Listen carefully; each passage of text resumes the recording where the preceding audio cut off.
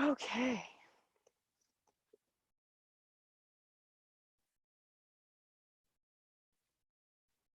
Okay, so it says we are live on YouTube. All right, party people, here we go. Hello, welcome to the Hiking My Feelings virtual campfire. My name is Sydney Williams and I am your host this evening. I am so stoked to have you guys here. We have a great group of guests today, and before we get started with introductions and all the guests, I'm going to fill you in a little bit about what we've got going on here tonight and for the rest of the campfire event, which is the next 20 nights through June 14th, live every night here at the Reggae Ranch in Julian, California. Welcome to the future home of the Hiking My Feelings Wilderness Wellness Center. And yeah, let's just jump right in. So what is the virtual campfire, you're wondering? Well, dang it, I'm glad you asked. We were planning on hiking 220 miles around the city of Chicago this summer, starting today. We should have been at Buckingham Fountain early this morning and then starting to walk around the great city of Chicago to raise money for our Wilderness Wellness Center, the American Diabetes Association, and RAINN. But then COVID happened, so that's not going to happen as we had planned. So now we are here at the Reggae Ranch where we are planning to build the Hiking My Feelings Wilderness Wellness Center and gathering around the campfire with a bunch of great guests. Over the course of the next 20 nights, we'll have 50 guests, more than that. Between some incredible outdoor inspirational heroes and sheroes, innovators in the outdoor industry. We have entrepreneurs, guest experts in the topics of wellness, nutrition, mental health. We've got all kinds of great stuff, as well as some musical performances, spoken word. We've got live art every night. So it's going to be a party. My whole thing is like, I didn't want to cancel this fundraiser and then not do anything. We had already had these dates set aside. So my intent was to host a campfire for every night that we would have been hiking. So the vibe we're going for tonight is just like we're sitting around the campfire telling stories, maybe playing some music. So to get things kicked off, I'll tell you a little bit about what you can expect tonight, and then we will talk about what Hiking My Feelings is, and I'll introduce myself. So that fire is so hot. We are at Hiking My Feelings, we are an organization that is on a mission to improve community health by creating opportunities for people to experience the healing power of nature. I founded the organization in 2018 when I realized that thanks to a diabetes diagnosis, I was hiking my feelings instead of eating and drinking my feelings. So it started as a hashtag 2 years ago on May 18th, or May 21st, 2018. And then we kind of just went crazy with it. So we started with a speaking tour in Southern California REI stores at the end of 2018, and it was a great success. We booked another few dates with them in January of 2019, and then we took that talk around the country. So last year we hosted 64 different storytelling events around the United States, as well as 69 group hikes to encourage people to get off the couch and onto the trail. So now we are officially a nonprofit organization. We are getting ready to build our Wilderness Wellness Center, and we are just so stoked to have you here with us. So thank you for being here. My guests tonight range from some of the most like legendary hikers I've ever met to one of our sponsors for this event, a musician who made me cry really, really hard at an event that I spoke at. Catherine Osborne is also here doing live art tonight. So we have Will Akuna Robinson. He's going to be our first guest. Will is a long distance hiker, a U.S. Army veteran, and he loves spending time on the trail to help manage his PTSD and just bring the good vibes and spread that wherever he goes. Cloi Crider is the singer that I mentioned. She's a singer-songwriter from here in California, and she will move you to tears with the beautiful voice that she has, and we're so excited to have her here. Catherine, as I mentioned, she's doing live art for us tonight. So for every night that I read a chapter, there's a mantra for each event. So the mantra tonight is I am a survivor, and Catherine and I met in Missoula. She also did the coloring page for this book that I wrote last year. So this is Catherine's design, and every night Catherine will be doing hand lettering for the mantra of the night. So if you don't want to watch me read, you can watch her draw instead. And finally, a member of our Hiking My Feelings family, we have Ash in the house. Ash is the first person to ask the first question at my first talk on my first speaking tour. And she is just a powerhouse hiker, powerhouse woman, and I'm really excited to have her here. And last but certainly not least, we have my friend Mark. Mark is the brains behind Table XI and part of the team at Walk Shop. And he's going to be sharing a little bit about what they do, what we were supposed to be doing on the Chicago Outer Belt during this time period, and set us up for a chat that I'm going to be having with his business partner, MJ, on June 5th. So a little bit about me. The first chapter of this book, chapter 0, is the intro, and that's how I introduce myself. So I'm just going to start reading. Welcome to the Campfire. If you're joining us live and you're reading from the book, we are on page 15, and this is just a little get to know me session. So I'm going to read it to you instead of talking to your face. So here we go. Welcome to the Campfire. Hey there, come sit next to me around the campfire. It's story time. Over the course of our time together within these pages, I'm going to share stories of the 2 hikes that I did on the Trans-Catalina Trail, also known as the TCT, a 38.5-mile trail that spans across Catalina Island off the coast of Los Angeles, California. My husband and I embarked on the first hike in December 2016 and the second trip in June 2018 to celebrate my 33rd birthday. I'm not a professional hiker. In fact, that first hike on the TCT was my first backpacking trip. I don't have thousands of miles under my belt. I haven't yet completed any of the long scenic trails like the Pacific Crest Trail or the Appalachian Trail. I'm a Midwest transplant who fell in love with hiking when I moved to Southern California. I'm not a doctor. I'm not a therapist. I'm a woman with some stories to share about how hiking helped me heal my mind and body from trauma and disease. Before we get too far into this, I want to encourage you to read this book with an open heart and an open mind. My story is complex, and I'd be willing to bet yours is too. That's why you picked up this book, and I'm betting that's why you're at this campfire. Since we're all walking around with our own lived experiences and can be triggered by a whole host of things, I want you to know that in these pages, I'll be sharing about how I moved through toxic relationships, verbal and emotional abuse, suicide, cancer, sudden death, chronic illness, and sexual assault, to name a few. I also talk about how I almost pooped my pants on the trail, so it's not all doom and gloom. I promise this story ends on a high note. That said, when it comes to life and things I've survived, I ask the hard questions. I dig deep, and for some folks that can be a lot.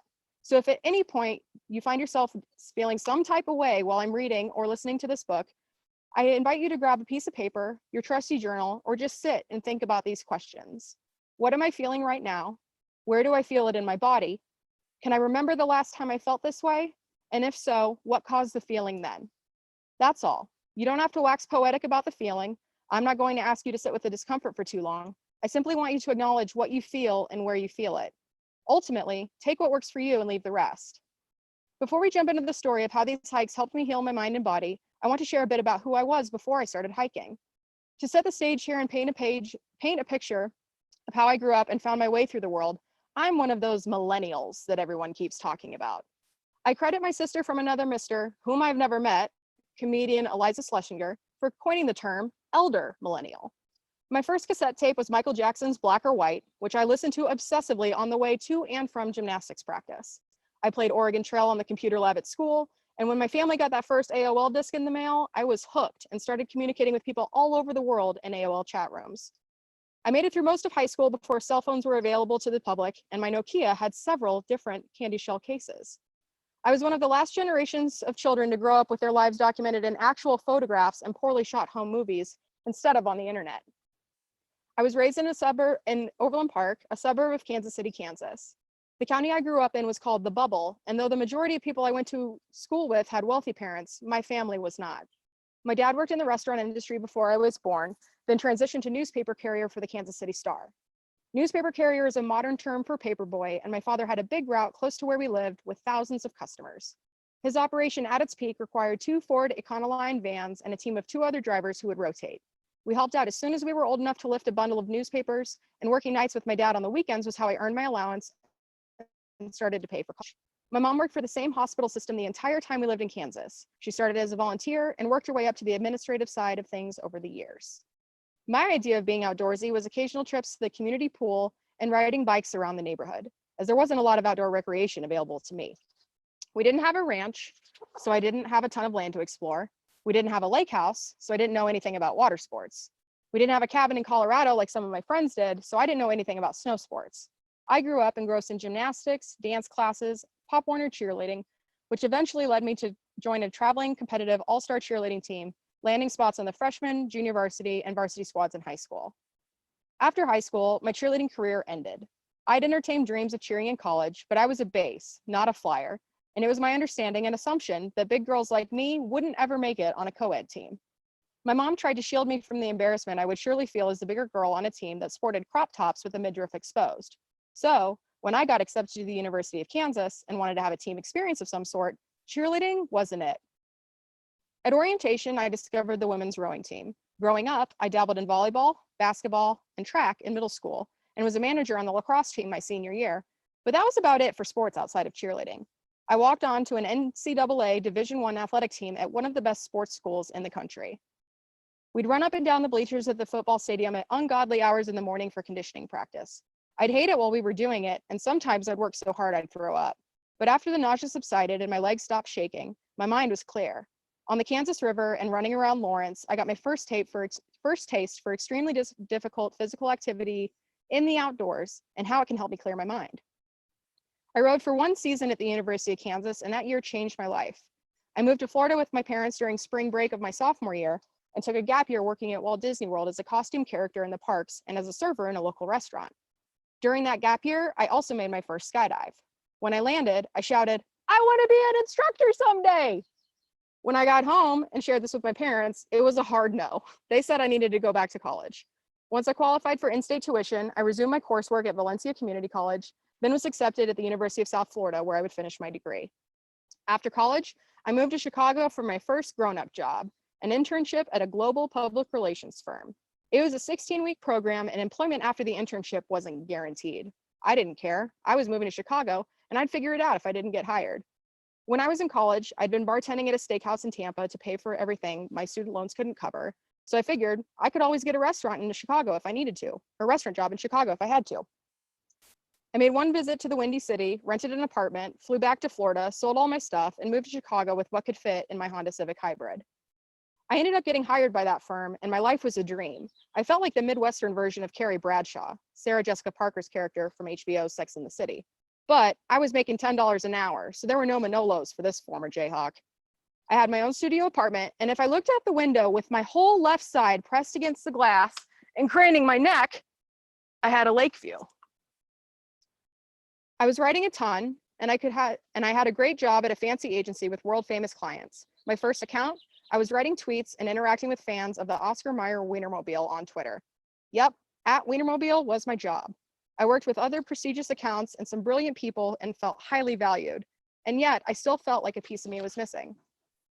When I went to Austin to speak at South by Southwest, another speaker at the conference invited some people to go skydiving with him. A few friends and I joined him, and I made my second skydive. For the minute I was in free fall, I was in a total state of bliss. I wasn't worrying about client deadlines. I wasn't checking email.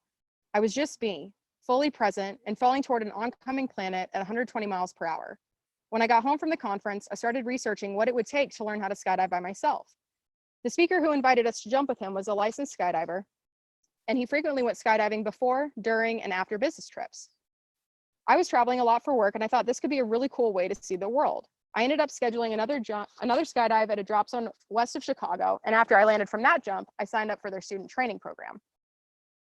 After I earned my skydiving license, I started dating Barry. He was my skydiving instructor and had a strict no dating students rule. Don't worry, I'll tell you the story about how we met, fell in love, and eventually got married. For now, just know that I started skydiving in June, and by September, I was interviewing in jobs in Austin, Texas, so I could skydive year-round.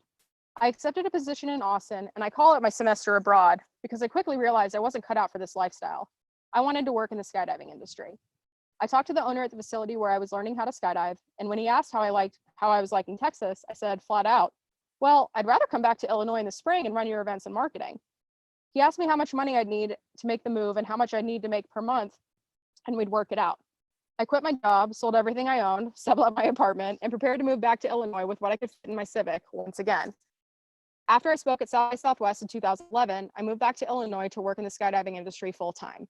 I earned my coach rating that first year. I started some new events on the drop zone, and Barry and I were a power couple in the sport. I even got my own column in Blue Skies magazine. Life was so good. The drop zone closed in the winter. Jumping in the snow was no fun, so we knew we needed to move again at the end of the season. We were looking for winter work when a drop zone owner from California started coaching some skydivers at our facility.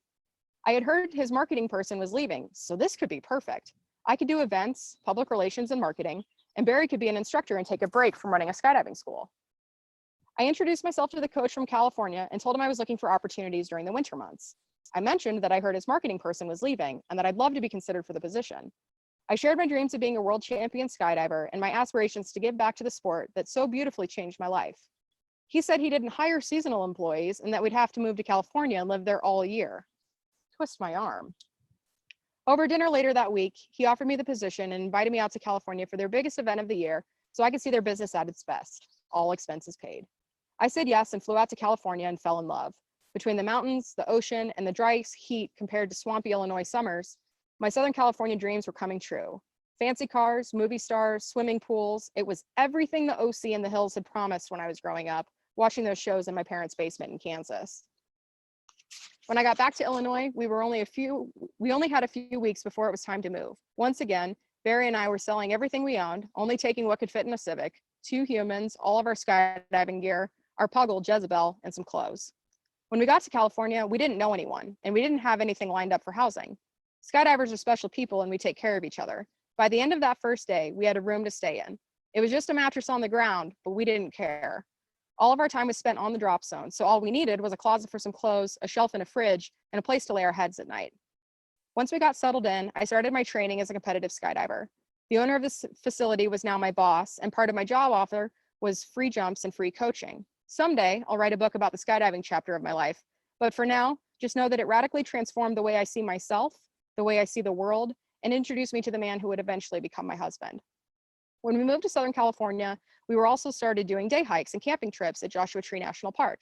The hiking season was super short in the high desert because it was really hot for most of the year. We only hiked in the winter, and that was only on days when we couldn't skydive. Yet, I loved it.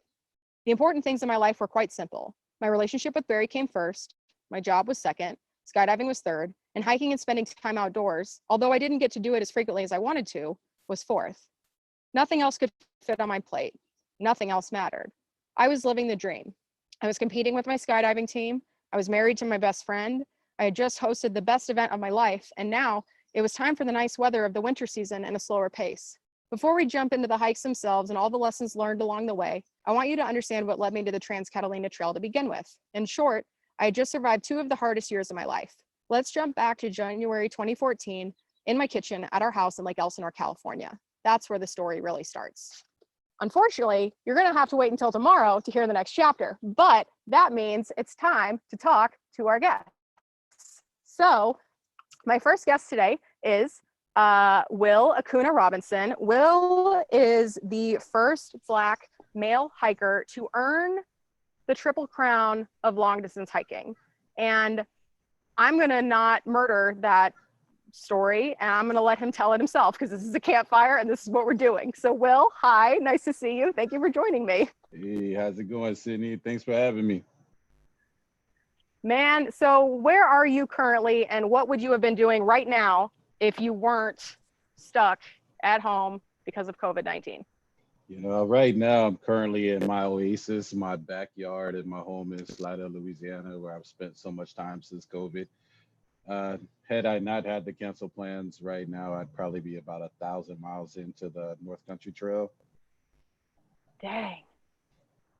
That is, so let's talk about the North Country Trail and what it is, how long it is, and what would that put your total mileage at when you complete that trail? Because the Triple Crown is what, 8,000 miles? Yes, but since it took me 2 attempts on the PCT, I've hiked 9,600 miles and some change since 2016. So that's half of our road trip around the US last year. I'm trying to think of like what other things are 10,000 miles. Like what's 10,000 miles away from me right now? That is amazing. So how did you get into hiking and what does it offer you? You know, I got into hiking while I was searching for something to help me better manage my post-traumatic stress disorder from my military service. And right when I needed it the most, I saw Wild on my TV in my room. And it triggered my memory to a guidebook that I used to read while I was stationed in Iraq about the Pacific Crest Trail. And even though I'd never been hiking or camping or backpacking before in my life, I knew that was where I needed to go. So within like 2 weeks, there I was at the terminus with no clue what I was doing, but knew I needed to be there. So had you done any long distance backpacking or hiking or anything prior to that day? Not at all. I couldn't even name half of the gear I was carrying. I love that so much because on my first backpacking trip, which was on the Trans-Catalina Trail, which is like 38.5 miles, which I understand sometimes you big baller hikers can do that many miles in like a single day. I say that I walked onto that trail with nothing but delusional confidence that I could do it. Would you say that you also had delusional confidence when you embarked on that hike the first time? You know, before I even left, I had no clue if I could do it. I didn't know if I could do 10 miles a day, if I could do 100 miles total. I just knew that's where I needed to be at. And I was going to celebrate every small milestone that came up. You know, when I got 10 miles in, it was like I was celebrating like I was at the end. You know, the 100-mile mark, that was my Canada. So I learned as I went what I was capable of doing. That's incredible. So tell me, is there a campfire story that you love telling? If Oh you were man, here with me, we're cheers and beers, we just got done hiking, like what's a classic Akuna campfire story? you know, so many stories over the years, but I don't think I have a straight go-to story. But I guess I can talk about, you know, the when the exact moment I realized that the outdoors were for me. And you know, it wasn't it wasn't when you think it was. You know, most people think it was my first hike that went 1,600 miles. You know, I found out sometime through there. But you know, I started in 2016 in April in the Pacific Crest Trail Southern Terminus. And you know, like I said a little while ago, I celebrated every milestone. You know, first town, 100 miles, my first 20-mile day, and the whole time I'm doing this, you know, I still don't know if this is for me. You know, then the next town breaks down. You know, the desert is getting close to the end, and you feel proud, but I would tell people, you know, I'm doing this because I need to be here, but I don't think I really enjoy this. I got to Kennedy Meadows, and I promise you, you would have thought I hit the Powerball lottery. For those that don't know Kennedy Meadows, that is the end of the desert on the Pacific Crest Trail. You've now hiked the SoCal desert. You're 702 miles in. I remember writing in the trail guide that day, you know, for now on, I will be known as Akuna the Great. If I can hike 702 miles, I can accomplish anything. But knowing that still, it never hit me that I enjoyed this and this was going to be my life. This was just something I needed to do. You know, we go into the Sierras and climbing Mount Whitney, I dislocate my knee. And it happens pretty often because I have a tracking disorder. So they go in and out of place all the time. And, you know, we're standing on top of Whitney. I don't know if I can get down. I'm trying to pop it back in place. I get it in place well enough to be able to get down. You know, the next day we have to go over another pass, Kearsarge, to finally get into town. And while I'm in town, I have to make a tough decision. It's like, I don't want to stop hiking because I'm not one that likes to quit something that I've started. You know, if I can grit my teeth and bear it, I'm going to do that. Or, you know, so the option to quit wasn't there. So it was go back in the Sierra Right. or skip ahead to maybe terrain I can do. So I ended up skipping ahead to Oregon and running into snow since I was being there early in the season. You know, I hiked some of Oregon, I hiked some of Washington. And at that point, I was like, I have to go. There's nothing that I can still do with this knee this way. So I got a ride into Portland, Oregon, hung out there for a couple of days. Never been to Portland until then. Awesome town. I got on the plane, you know, I made my way back home to New Orleans. I got off the plane, and the second I walked past security is when I figured out, dude, no, I'm going back. I actually like this. This is my life. If it's, I'm going to make this my life. So I found Heck out yeah. that I love the outdoors after I left the outdoors. You know, even though I had accomplished, you know, so much miles and hit milestones, I didn't know it was for me. It took me leaving to actually get to the point where I could honestly say, this is where I'm supposed to be. This is my life. This is where I want to be. This is what I enjoy. So, you know, it took an injury and going home for me to finally realize where I needed to be at. Wow. So was that realization because you thought to yourself, I'd rather be on the trail than where I am right now? Or what was that shift for you? You know, I think it was just setting foot back into, my everyday life. So where it was like, I know this life. It wasn't enough for me before. And I could feel, all the bad energy just creeping back up on me. As soon as I stepped back home, the depression, the overthinking things, the barriers that you put in front of yourself, I could feel it just as soon as I got back into familiar territory. It's like, I like the me I was out there more. Maybe that wasn't just me saying, yeah, I'm just gonna get through this. Maybe I was really enjoying it. And I knew right then, this is my life. And I haven't stopped hiking since. Man, I love that. So for everybody that's watching that is not familiar with trail names and how you acquire one, could you educate us a little bit about what a trail name is, how you get one given to you, what it means to accept it, and then share a little bit about the meaning behind yours? Sure. A trail name is basically the nickname you use for the trail. Most long distance hikers, you get to a point where you kind of shed your life back home, including your government name. But your trail name is usually something that someone bestows on you. Maybe it's something you do or something is said, and that becomes your trail name if you accept it. To accept a trail name, you just have to introduce yourself as that. My trail name came pretty early on the Pacific Crest Trail. I always asked questions because those people knew I'd never been backpacking or hiking before. And they would ask questions like, this is a dry year. What do you plan on doing about water? It's like, yeah, we'll figure that out. Well, when we get to the Sierras, the snow is going to be high. What are you going to do? It's like, we have 700 miles to try to figure that out. I'm not going to worry about that. What about town resupplies and stuff? It's like, I'm just going to figure it out. I'm not worried about it. And someone who's like, man, you just don't worry about anything. It's like, I try not to. I do that in my normal life. Out on trail, the only thing I need to know is, am I going to the right direction, and where's the next water? That's all I'm worrying about. So they started calling me Akuna Matata, no worries from the Lion King, and that became my trail name, and we just shortened it to Akuna. I love that. Would you say that hiking, does hiking bring you that same mentality off the trail? And do you integrate that easiness and that going with the flow kind of vibe at home more now that you've been doing this long distance hiking thing? Now I believe I bring Akuna back with me and his personality traits and his ability to be social and encourage people. But at first I felt like, there was two identities. When I was on trail, I was Akuna. When I was back home, I was Will, and they were completely opposite people. But Akuna was the man that I was striving to be again. This is the person I lost with PTSD and years of depression and medication. So, the more I hiked, the more of, Akuna qualities I were able to bring back to Will's life.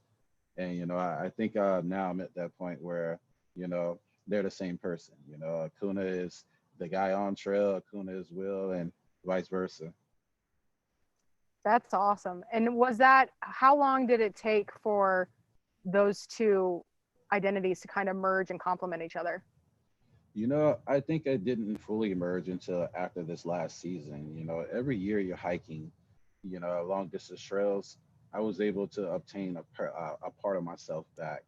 Like with post traumatic stress and depression, one of the things I did for decades was I isolated myself. I didn't socialize. I didn't want to be around people. I didn't think I needed social interactions with other people. It just wasn't working for me. On the PCT, I learned that I craved those social interactions, that I enjoyed being around people. And, so I learned how to be social again on the Pacific Crest Trail. Throughout that whole process, the dark days of my life, I forgot that I was always a leader. I was always that person that's going to put people under my wing and make sure we're all cool. We're always going to get where we need to go at. I'm going to help you. I got you. And I learned how to do that again on the Appalachian Trail because a lot of the people that hike that Appalachian Trail are first time long distance hikers. So, if you're that person out there with the experience, it's like, you're the guy we want to talk to. So I was able to embrace that part of myself again. And with the Continental Divide Trail, it's so isolated. Not many people attempt that trail a year. And And the year I tried it last year was a heavy snow year for Colorado.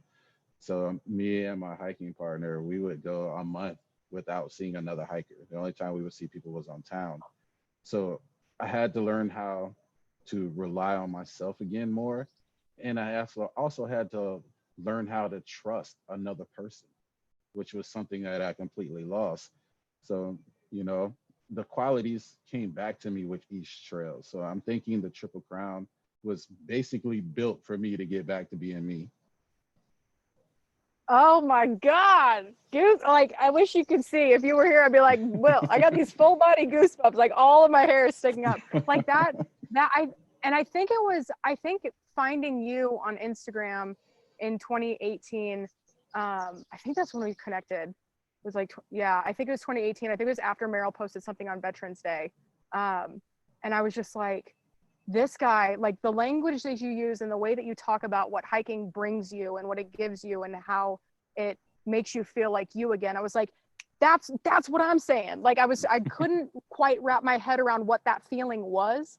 And that's one Yeah, of the reasons that I'm really excited about this Campfire series, why I'm really excited just to have you here too, is like the language that we use and the stories that we share, like that gives other people information that can help them connect the dots on their own life and what they're experiencing. definitely. So were there any moments for you like that where you felt something on the trail and you met somebody who like gave words to your experience? Or do any of those kinds of experiences stand out in your mind?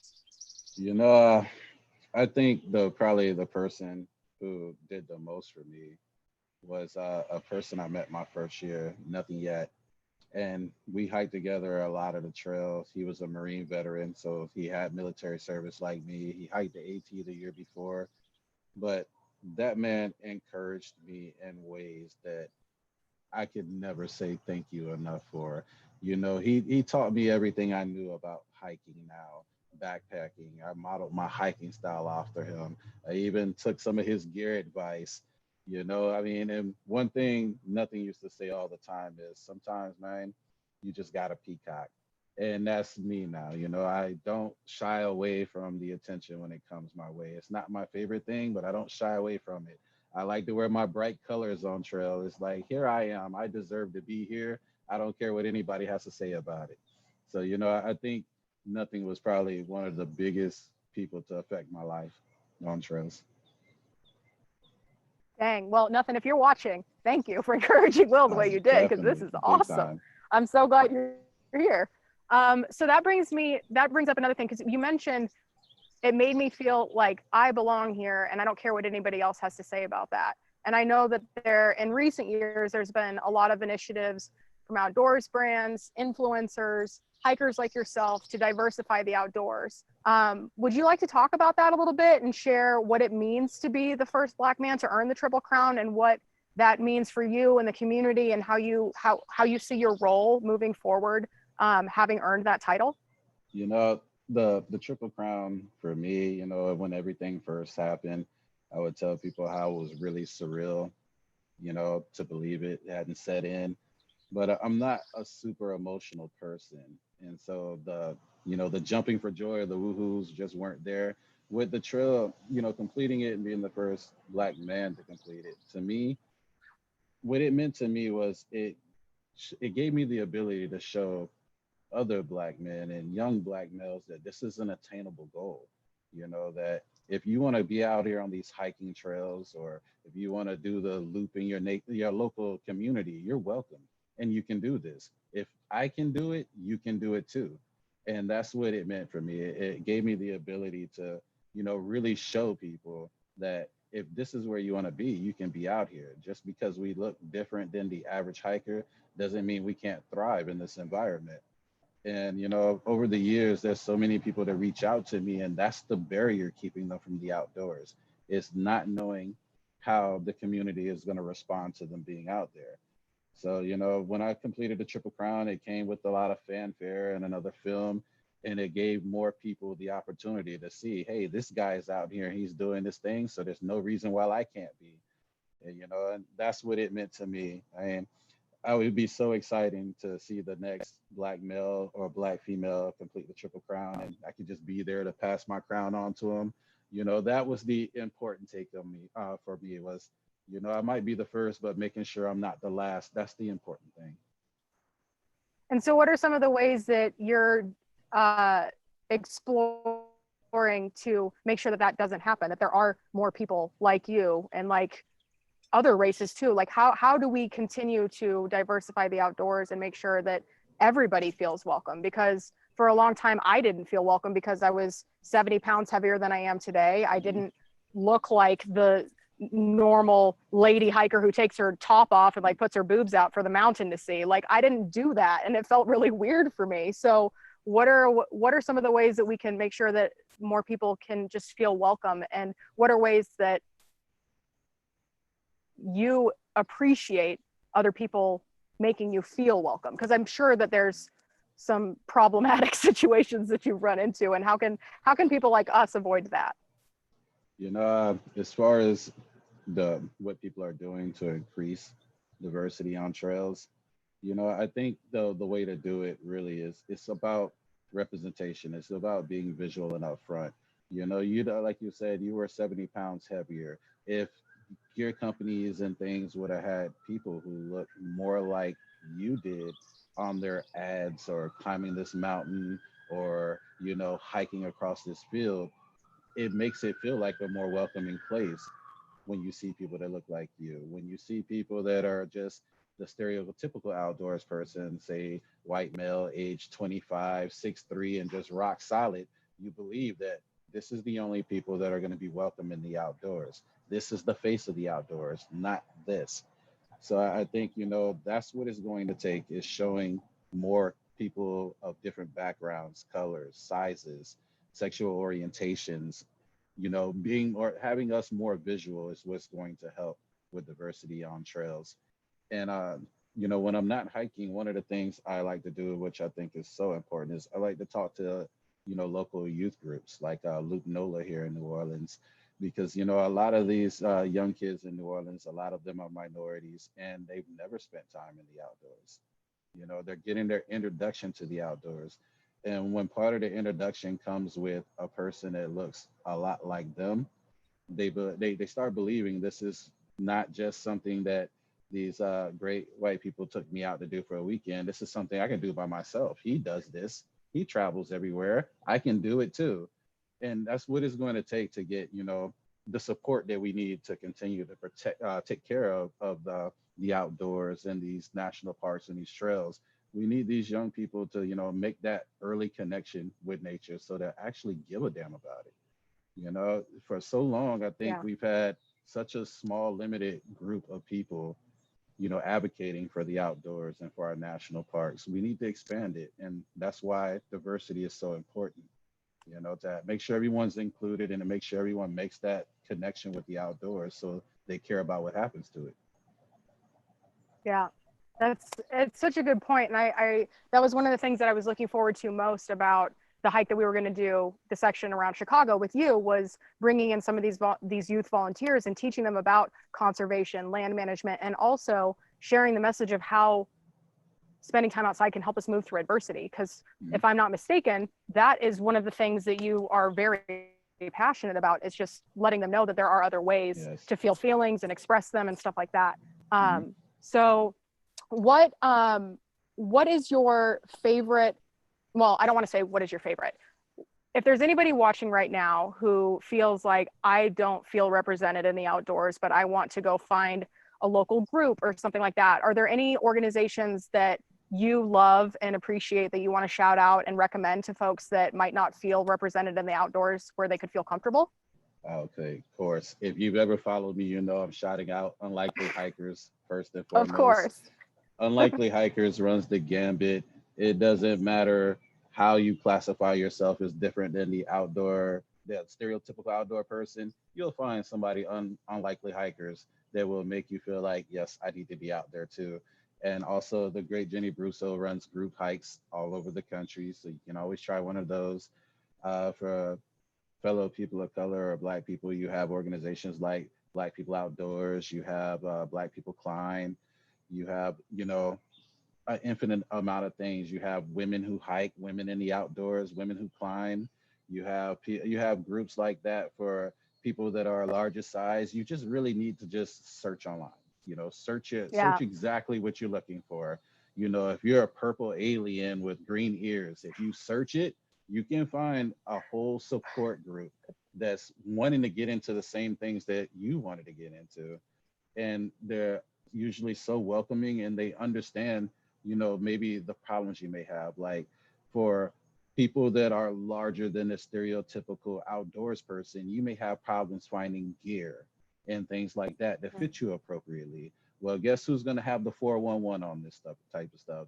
And they're going to share this information with you willingly because they know what you go through. Yeah. That's the way. If you want to find a group or organization that's going to help you get out the outdoors, is just a simple Google search away. Yep. And get as specific as you want, because I found that too. It's like, I love the purple area with green ears. It's like, and if for some reason that group doesn't yet exist, unlikely hikers can take care of it too. Definitely. I love that. That's so funny. Okay, so let's do some little break up the pace questions. What's your superpower, Will? I like to tell myself it's teleportation dreads, but they don't work when I'm hiking for some reason. I still have to walk the miles. That kind of sucks, but hey, it is what it is. Right. Fantastic. And what is your favorite trail that you've hiked to date? Without question, the Pacific Crest Trail. Awesome. And go for it. If you got stories to tell after these questions, I please too. was just gonna say, I was just gonna say, when you climb and you work on the Pacific Crest Trail, you're usually rewarded with this awesome, emotional view. A single solitary tear may fall out, and that's beautiful. The vibe on the PCT was so much more family than some of the other trails that I've hiked. Maybe the year I hiked it or the people I was with, but it really, the people in the communities and everything made that really, really special. So that is definitely a trail I will end up being on a third time. Really? Okay, well, Yeah. that's one of the trails I want to do. So let's coordinate, because that sounds like fun. I just invited myself to your third PCT hike. Hey, bro, I would love to get some miles in with you, Sydney. Okay, and so you have talked about bright colors and shoes and gear. So walk me through your favorite items that you take with you on every hike. Oh, all right. See, you're setting me up because I feel like you probably know this already. But the thing I bring with me on every hike, for those that can see, is a picture of myself and my mother, who passed in 2012. And I was just born, and this is something I take with me everywhere because, my mom was a very, very special person to me. She was, the love and the light of my life. And, I take her with me everywhere. And when I'm having those hard days and I'm struggling and things, I just look at that picture and I just think about the things that she would say to me to encourage me to keep me going, and the support. And, I can feel the love, and it gets me through so much stuff. So I always have that picture with me on every hike. If not that picture, I'll make a copy of it before the hike so it doesn't get destroyed. Yeah. Awesome. And then do you have any support for your hiking from sponsors or friends, family, anybody that you want to shout out that makes it possible for you to do what you do? And my family has been nothing but supportive.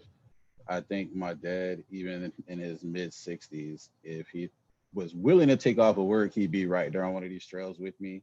He's been like my biggest fan. And of course, I have to shout out Merrill. Merrill has had my back in any and every endeavor that I wanted to jump on since I've been with them. They do more than just take care of, my shoes and make sure my feet are right. There would be times on trail where I would get a postcard with just a picture of the whole team at Merrill and nothing but encouraging words. And it's like, this is stuff that they don't have to do. And it means so much to me, so big shout out to everybody at Merrill for, always having my back and always, supporting everything, no matter how crazy it is that I've been wanting to do so far. Man, I love that. And the postcard thing, like what a nice, like talk about surprise and delight, right? Like you don't Oh, expect big that. They don't time. have to do it, but it's like, but it's practical. It's not like here's some big heavy book or something, right? It's like here's a thing you can tuck in your pack and like it doesn't affect your pack weight too much. And it's a nice thought that you can carry with you. That's really cool. Oh yeah, man. By the time I finished the AT, I think I had like 6 of those in my pack. It's like, yep, you're coming with me. I love that. So tell me a little bit about how you've been managing since you're not hiking the North Country Trail right now, and what does your schedule look like when you're not on these long distance hikes? Because you spend months out of every year on the trail. What has that adjustment been like for you? It's been tricky. Like you said, I spend 6 months a year normally hiking since 2016. This is the first time I've been home this time of year since 2015. So, the last time I was home, it was a lot different. I was still in that darker space. So, it's been about trying to keep myself occupied enough to not slip back into that. I finally invested in Netflix. I've been doing way too much Netflix, just binging. I finally understand what the hoopla is about. I mean, just so nuts how much hours I've lost doing that. I haven't been hiking as much as I would like, or walking or urban hiking like I normally do in town. It's been hard to find the motivation with a lot of the things going on in our country right now. When you had the death of Ahmed Aubrey, Brianna, and then today you have Greg Floyd and Christian Cooper with the dog in Central Park.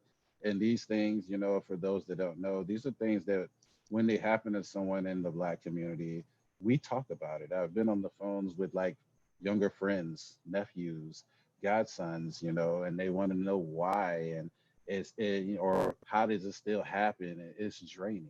So it's hard to find that motivation to do much more than binge watch Netflix.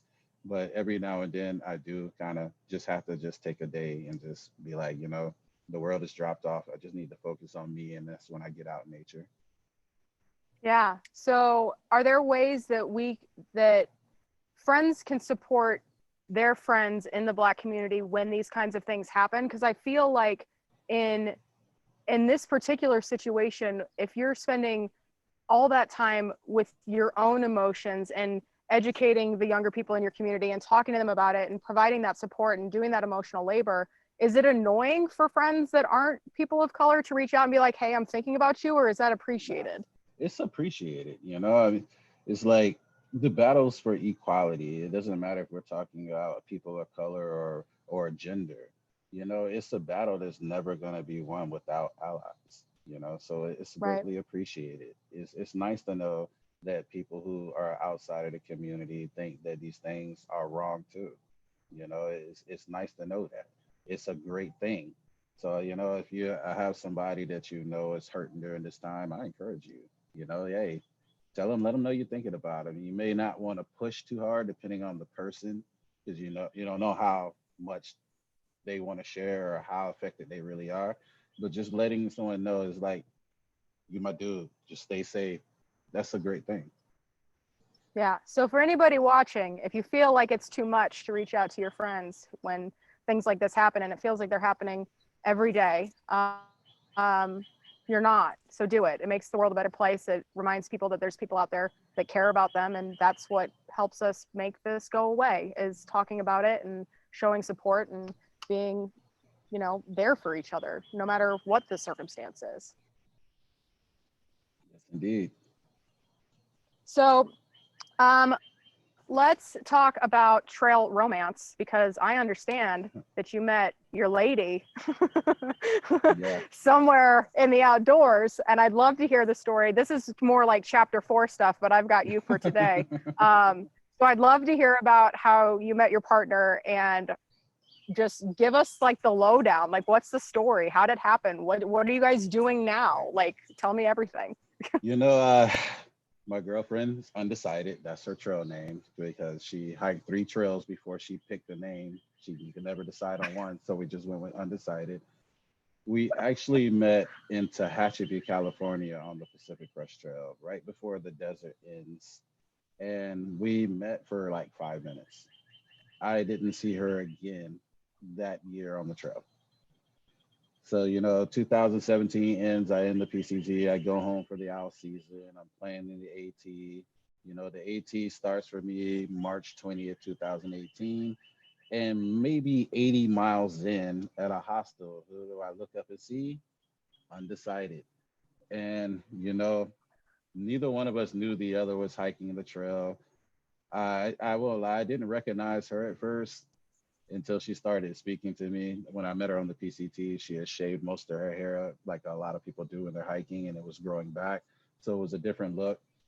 And, we both were, and this is me, but we both were bad mouthing the AT all the way to this point. So we were happy to run into somebody else that was bad mouthing the PCT, I mean, the AT just as much, So we decided to start, hiking with each other. That really didn't become official until Franklin, North Carolina. So she started hiking with me and the group of people I was hiking with. It didn't really bud into a romance at that point. It was about, trail family, and we're gonna all be in this together. So we were like this for a while. We go through the Smokies, and on the last day of the Smokies, Undecided was behind everyone else, and we're at the last shelter and just waiting and waiting. Now she won't tell you this, but Undecided is a beast hiker. But she moves when she wants to. Sometimes she just wants to chill and take everything in and sit in the back and sing Disney theme songs. So it's not unusual for her to take her time coming into camp. But this day, I'm just watching the time just roll off the clock like something is wrong.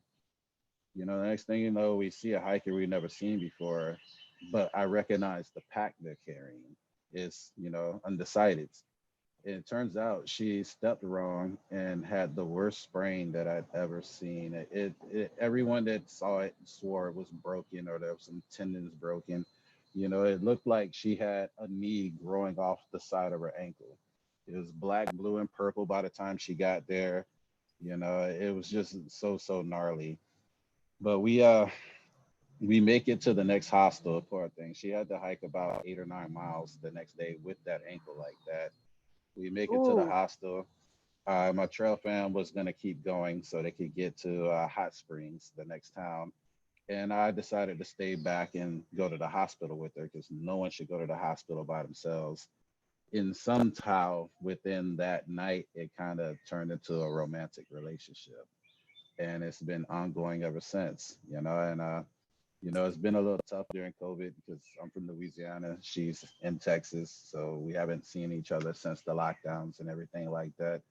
But, we do our best to make it work. I like that. Well, Undecided, if you're watching, you can put a tent right here with your man, Akuna. Come on Right. out. You're welcome She to come gets whenever you want. she gets off of work and sees this on YouTube. I know I'll be getting a text message like, "You heard the invite, right?" Yeah, right. So when are we coming? Perfect. Awesome. Exactly. Last couple questions. First one, is there anything that you would like to offer as far as advice for anybody that's watching that either doesn't feel comfortable going out on the trail, is just getting started? Maybe they're a veteran who wants to explore what spending time outside can do for them. What would you tell those people? I would tell people first and foremost, if you want to be in the outdoors, then the outdoors is for you. Don't let anybody or anything tell you differently. And if you're new to the outdoors, I would tell you, start locally. There are all kind of little awesome little trails around neighborhoods, towns, and cities to kind of check out. Don't worry about the expensive gear. Go out there with what you have. If you can get it from Salvation Army or whatever, until you understand if you're gonna like this or not. So, start off small. You don't even have to find a trail. Most of the hiking I do every year to train is urban. I hike through town, and you can find it. Maybe even that will give you everything you need without having to drive an hour or two away to some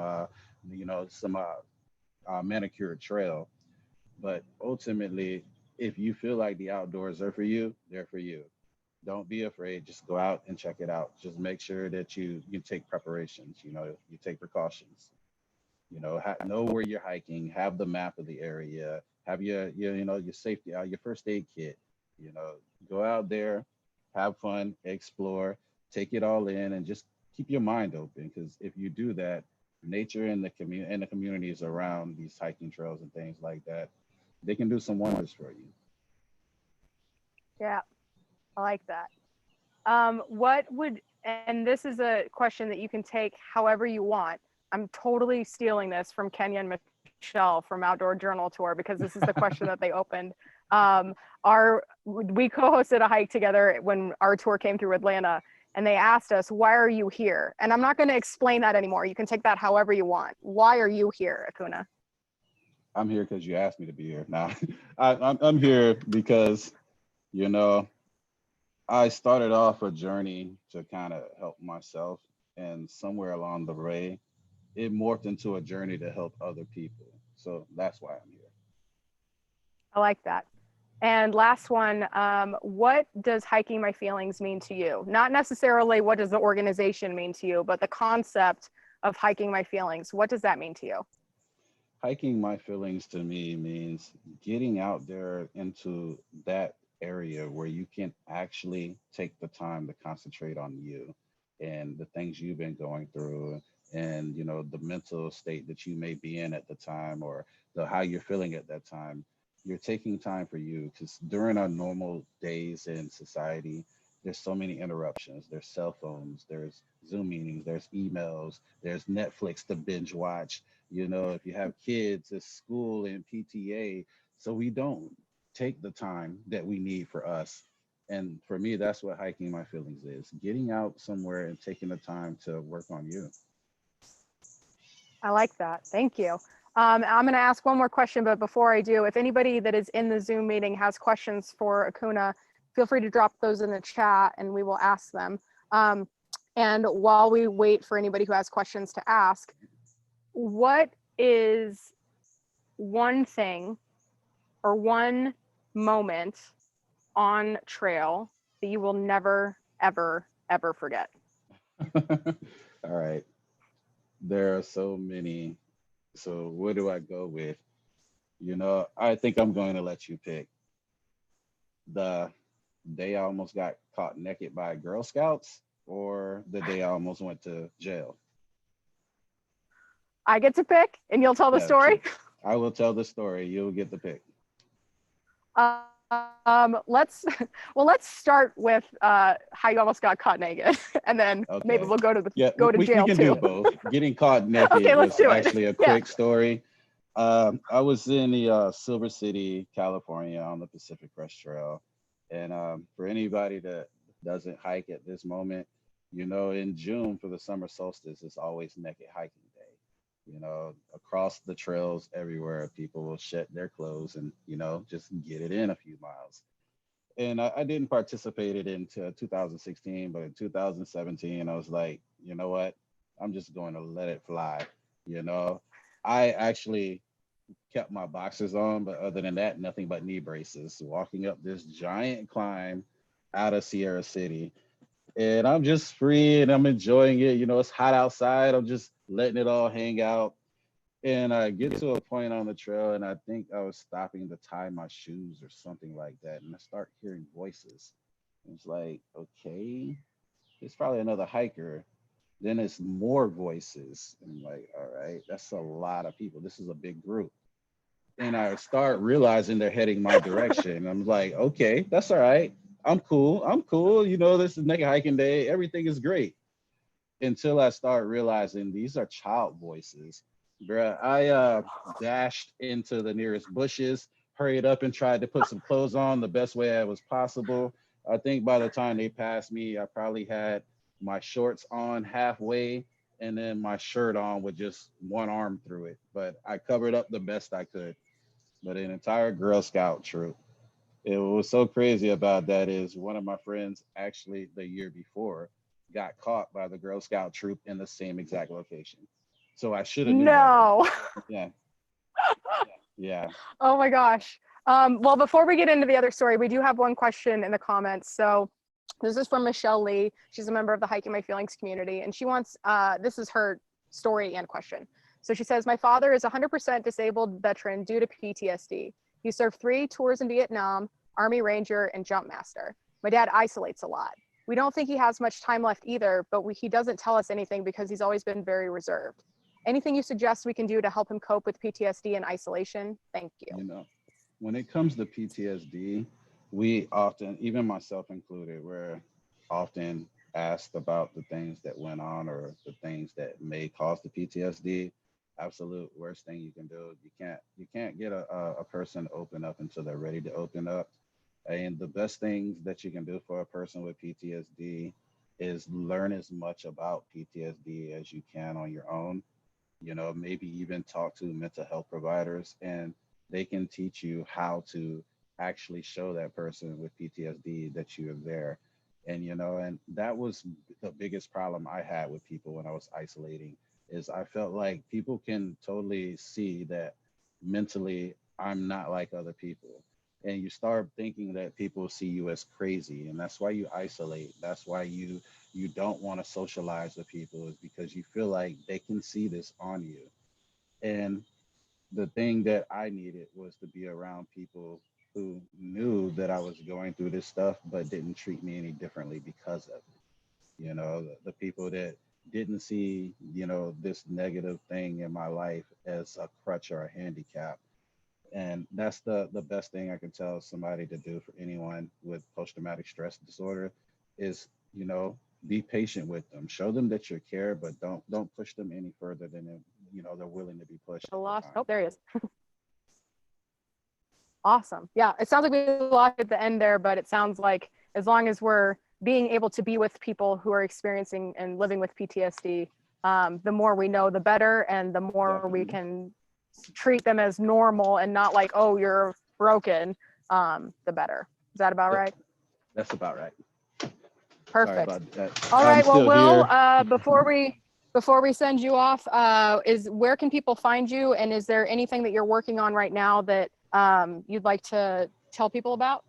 you know, you can find me on Instagram. My Instagram page is Akuna Hikes. You know, just Akuna, Akuna, and just hikes. Right now, I don't really have much in the books since COVID kind of wiped out my calendar. Originally for this year, I was actually planning on 2 hikes.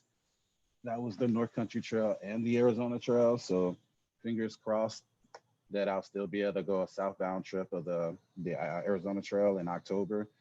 And other than that, if everything stays the way it is right now, I believe the Pacific Crest Trail is still putting on their PCT days in August, and I'll be out there for that. But, you know, more than anything, all I'm doing is taking the opportunity to kind of look up some of the smaller, maybe lesser known trails around the US and see if I can hit a couple of those up before, you know, next year. Nice. Awesome. Well, thank you so much for being here. Thank you for being my first guest. It's lovely to see you and catch up with you. And if you want to stick around to share what you're grateful for at the end of the program, we'd love to have you. And if you need to split out, it's been wonderful. So thank you so much, Akuna, for joining us tonight. No problem, man. See you soon. All right. So up next, we have Cloi Crider, who I met at an event in Orange County called Shine Movement. And I spoke, and then Cloi sang, and then I cried. So without any further ado, I would love to introduce you to Cloi. Welcome. Hello, what's up? I'm super happy to be here. Thank you for inviting me. Yeah, thanks for being here. And I'll just preface it for everybody. Cloi is out in a ranch similar to we are, and she is doing the best she can with what she's got for internet connection. So we're going to go right into the first song that she's going to sing with us. Cloi, do you want to set this up for everybody and let us know a little bit about who you are and what this song is? Yeah, definitely. So my name's Cloi Crider. I'm a singer-songwriter from Orange County, California.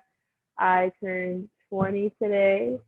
And this first song I'm going to sing is an original. I wrote this, thank you.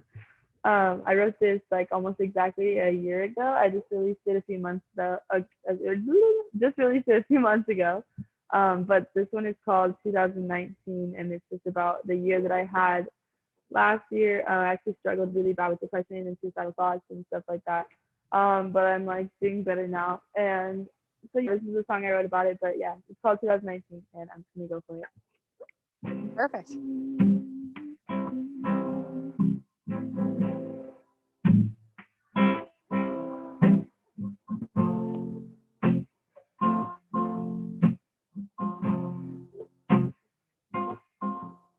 I can't get out of this bed. It's just steady living in my head. I just do my makeup so I won't cry. But something about living makes me wanna die. 'Cause I wish I could go back in time. I know it's not possible, but I'd like to make a few things right and not be such an asshole. I burned 1,000 bridges, had to put myself back together with stitches. It's a miracle that I'm still breathing. Sometimes I think it'd be better if my heart stopped beating. And I hope my mom never hears this song. It's the only reason I could go on when life gets rough and I wanna call it quits. I tell myself not to be a selfish bitch, but it's been a really hard year, and I'm hoping to make it to the next one. But I'm just so full of fear. It's hard not to regret all the things I've done, and it's been a really hard week, and I'm hoping to make it to the next one. But I just feel so bleak. I hope it's all worth it in the long run. Oh, in the long run. Yeah. You could call me Mystique, 'cause I'm so blue, and just like her, I say shit too. I could be the happiest in the room, then I go home and take off the costume. I'm tired of playing the part. I wish I could actually feel it in my heart. I don't remember the last time my body really felt like mine, and I burned 1,000 bridges. Had to put myself back together with stitches. It's a miracle that I'm still breathing. Sometimes I think it'd be better if my heart stopped beating. And I hope my mom never hears this song. It's the only reason I keep going on when life gets rough and I wanna call it quits. I tell myself not to be a selfish bitch, but it's been a really hard year, and I'm hoping to make it to the next one. I just feel so bleak. I hope it's all worth it in the long run. It's been a really hard week, and I'm hoping to make it to the next one. But I just feel so bleak. I hope it's all worth it in the long run. Oh, yeah, the long run. Yeah.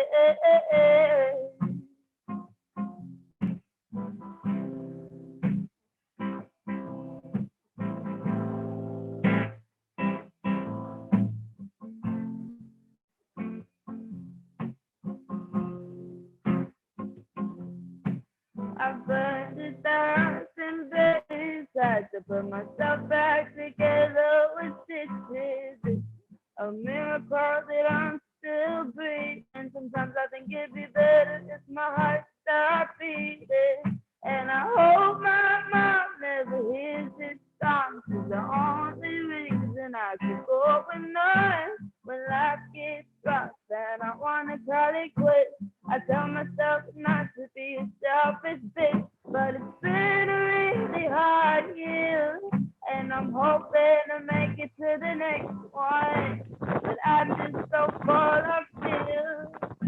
It's hard not to regret all the things I've done. And it's been a really hard week. And I'm hoping to make it to the next one. And I just feel so bleak. I hope it's all worth it in the long run. Oh, 'cause I just feel so bleak. I hope it's all worth it in the long run. Round of applause, round of applause. Very nice, very nice. Oh my goodness, girlfriend, you're so talented. I can't even. So I put up a picture of you since the video's been a little bit complicated, but it looks like you're back. So I'm gonna go back to your wonderful face. Let's see here. Is it gonna work? Cool. I hope so. There she is. All right, cool. So tell me a little bit about what you're doing. Where are you and what are you up to right now? I actually just moved to Texas like a month ago. My mom just moved here and she asked me to come with her. So I was like, yeah, sure, why not? Like a new adventure, you know? But I haven't been playing any gigs or anything just because everything's closed because there's like coronavirus and stuff. But once everything opens up back here, I want to start playing some gigs down here in Texas and probably in Austin and Dallas and stuff and check out the music scene here. I also have some new music that's going to be coming out soon. I have a whole EP that I recorded in London. That's going to be 5 songs and it'll be out pretty soon. Fantastic. Do you have another song that you want to share with us tonight? Yes, I do. This song is another original. This one is called End Like This, and it's going to be on my next EP. I wrote this one probably a year ago also, so yeah. Fantastic.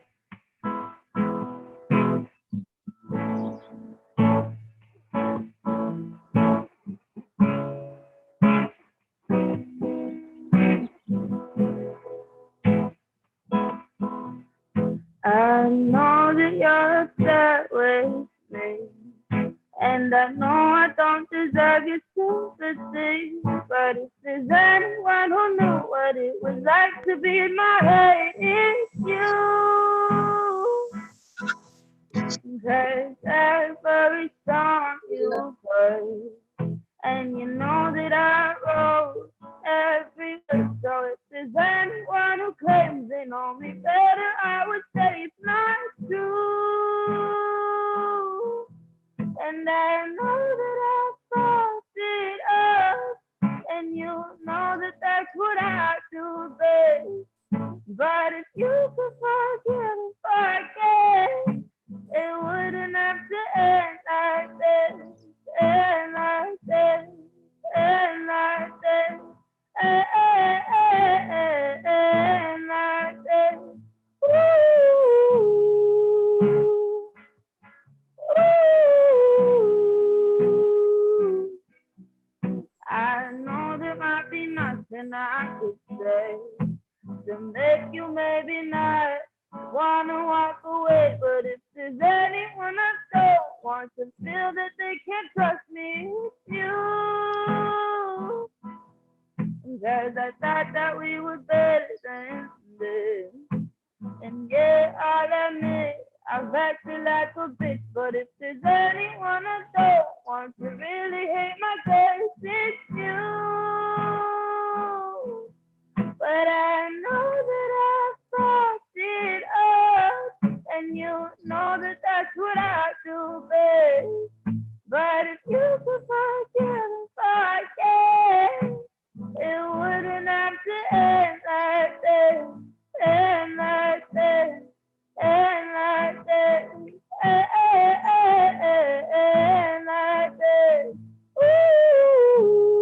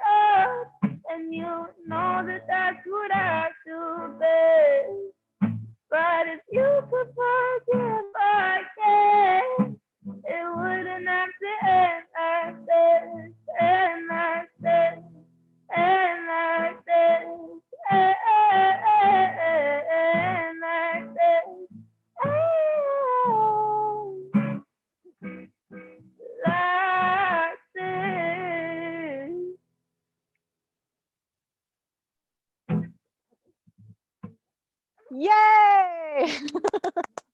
So good, girl. I love it. So tell everybody where they can find you and when, like, where should we follow you? I know you just had your account got hacked, so you're like rebuilding on Instagram. Like, how can we support you right now? Yeah, so yeah, my Instagram account just got hacked, but I did make a new one. So it is Chloe Crider Music. So that's what I'm at on Instagram right now. I'm working on getting my old Instagram back though, and then I'm on Spotify and iTunes and Apple Music. And you can just look up my name, Chloe Crider. It'll come up if you just put Chloe, like CLOI. But yeah, I have a EP out there, a few singles, and I'm gonna be releasing my next EP very shortly. So yeah. Awesome. Well, thank you so much for joining us tonight. I love your voice. I love your new music, and I'm so excited for your new EP. So thank you so much for coming. I adore you. And where actually, before you go, where in Texas are you? I'm in Tyler, Texas. Okay, cool. We have some people from Texas in the house here, so they were asking. So that's great. Yay. Awesome. Thank you so much for being here. Oh, cool. Yeah, thank you for having me. Perfect. All right. So up next, I am stoked to introduce you to Mark, who is the brains behind Walk Shop. He's one of our sponsors for our Chicago hike when that actually starts happening. And we're really excited to have him here with us today. So tell me a little bit about you, Mr. Mark, and what would we be doing today if we weren't sitting around this virtual campfire? Oh man, be out on our feet, enjoying when it's finally nice weather in Chicago. Like for those of you in California and other places, we finally there's like 2 weeks of nice weather in Chicago. It just started, so that we finally have some nice weather where it's not too hot and it's not like the winter that now has creeped all the way into May. So it would have been nice. We would have been walking around, starting at Buckingham Fountain, crossing the entire lake and finishing up the end of the day at the end of the trail at the end of the lake. It would have been nice to be able to make that hike today. So anyway, rain check. We're still doing it. Just got to wait for So how's the weather today? Better. Like we're actually getting a chance to get out. We've had like that torrential downpour, but it comes in like bursts. And so today the afternoon was perfect, where there's a huge rainstorm in the middle of the day, which just brought the temperature down and brought the humidity down. So today was gorgeous. Today was like, this afternoon was just perfect. Oh. So you're saying I would have gotten rained on if I was hiking with you today? Straight up, we would have gotten dumped on for about a good hour there, which is actually like a good summer rain is actually kind of fun, especially when you don't have like a massive pack on. It makes it a lot easier. But in some ways, we're definitely drier today than we would have been otherwise. Awesome. So you are part of Table XI and you're part of Walk Shop, and I don't know if I would necessarily call her your better half, but your partner in Walk Shop is going to be joining us on June 5th. Do you want to talk a little bit about what you guys are up to and what MJ is going to be sharing with us on the 5th? Yeah, it's, two totally separate things, and yet they have a fair amount in common. So Table XI is a software development company, and we build mobile apps and chatbots and web applications. And so very, very innovative, creative, but technology focused. Walk Shop came about 3 years ago when I was taking on the CEO role for the first time and didn't know how to be a CEO or even how to think about that's a massive change in my life. And so before taking on that kind of challenge, I took a big step back to think about where I wanted to go. If I was ready for this, what I would mean to my family and my work-life balance. So I actually went to the Highlands of Scotland, found a great path where we'd be walking for about 4 or 5 days. And I had a service that was amazing that would carry our bags. So you literally just go off for a walk in the woods and you end up at a bed and breakfast and all this stuff will be waiting for you. So you have the metaphorical weight of the world on your shoulders, but nothing else. You just get to go for a walk. And knowing I didn't quite know how to think about this whole experience, I invited a whole bunch of other leaders in the software industry for a very atypical experience. Usually it's this, right? We're sitting down in front of a webcam or sitting all the time in front of a laptop. And this was going to be the exact opposite. For 5 days, the idea was to think on our feet, quite literally, and have no technology, which is such a blessing for such a tech-driven group of people. To have no Twitter, no Slack, no Instagram, just time outdoors in nature to talk and think about what is this role. It was very, for me, it was very selfishly motivated. I wanted to get insight from these amazing leaders to talk about people who had led companies, done this before. Like, what is this job? What am I about to step into? And when the trail was wide, we had a group conversation. When the trail kind of narrowed down, people would kind of pair off one by one. And so 5 men, 5 women went to the Highlands of Scotland and went for this hike. And as you say, it's sometimes people don't realize how invigorating it is to be in nature, but also how hard. Like if you sit all day. So like out of the 10, see if you can guess, out of the 10 people that went, a whole bunch of type A, like hard charging CEOs, how many do you think actually finished the hike going through Scotland with no bag, just walking? I'm going to give these people the benefit of the doubt, and I'm going to say 7. 3. Everyone else hitchhiked at one point. Yay! Yeah. So I've got some great hitchhiking stories in the middle of the Highlands, in the middle of nowhere. As it turns out, that's quite a good skill to pick up. But it started this thing where we would go, and so we started calling it a walk shop rather than a workshop, because rather than a workshop where you're being professionally facilitated with Sharpies and sticky notes in a boardroom, this was about getting energy and innovation from each other, getting insights that you would get while on your feet rather than sitting down. So a walk shop was this opportunity to literally go walking with, in this case, some direct competitors or other leaders in the industry, far from the reach of technology. So it started a couple of years ago.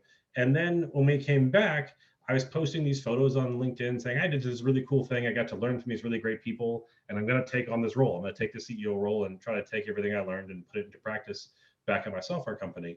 And everyone said, that's awesome. When's the next one? I was like, well, no, there's no next one. Like, that's just a thing that I did. Like, I got a company to run now, like a lot of work to do.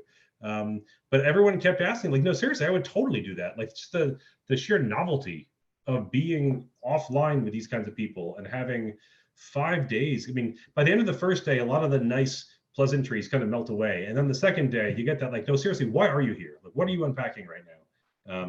And so the second time we did through the Black Forest of Germany, which had a lot more hills and was real interesting and tough, but amazing. It was beautiful. And then last year we did it again. Now we're up to 17 people, all various executives and leaders, some authors, speakers, CEOs from literally all over the world to fly in. And this time we went through Tuscany in Italy, which was a totally different kind of topography and terrain. We had our highest percentage of people actually finish the hike, which is, it's getting better and better every time. And so we actually decided there was so much value, I think, that people were getting, not just the restorative effect of, being in nature, but just the innovation and the support. I think everyone that self-selects into doing this is something they're unpacking mentally, something they're going through, a challenge they've got at work, a challenge of work-life balance, something they're kind of trying to think through. And having that 5 days just to process that with some ridiculously smart people, like, you just don't get that kind of dedicated time with those kinds of dedicated leaders very often. And so we said, you know what, we're going to make a little business out of this. And so TableXI spun out Walkshop and made it its own little business. And so now MJ, who's my partner in crime, going to be running this. She's the CEO of it. We'll be talking about that endeavor to try to get people who are leaders of organizations and just doing things that are amazing things in their own lives, but yet for one reason or another are really looking forward to getting far away from the technology that they are invested in day out, and connecting at a more human level out in the woods. Or like in this time, unfortunately, we were planning to go not only to do a big, starting a travel company right before COVID was brilliant timing on my part, but also we were supposed to be going to Northern Italy, so just doubly nailed it, like just really crushing it, the timing of all this. So we will get back on the trail. We will go back and start doing these things, but it's probably going to be a 2021 thing based on how things are shaking out right now. Yeah. And before we release you to your campfire that you have behind you, love your background. What is, do you want to talk a little bit about why you decided to sponsor the Chicago event and what you signed up for, just in case there's anybody out there that's interested and might want to do something similar? Yeah, so one of the things we've really noticed is that as strange as this is, people aren't used to doing it. Like people are like, wow, when you hear about people doing the Pacific Crest Trail or getting the Triple Crown, like that is almost such an amazing, huge feat. It's almost hard to even understand walking that was 9,000 miles. Like I was singing the song, I would walk 500 miles in my head. I'm like, even 500 miles is a lot of miles. It is. So trying to express like the amount of ideas and just the creativity you can generate when you're not sitting all the time. So I've moved a lot of my one-on-ones, for example, with my employees. I do is walking one-on-ones. Even during COVID, we just both get up and walk around our respective blocks and talk. But one of the things we really wanted to try was to get people to do this, even just for a day, to see what it's like to, with that sense of accomplishment when you are physically exhausted, but mentally totally refreshed.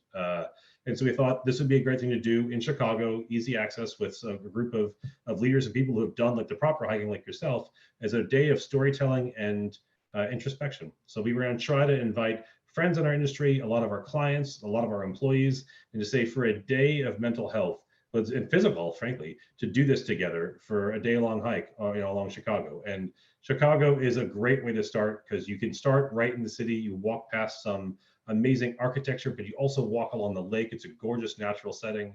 It's flat, God bless the Midwest. So it's a really easy step into this.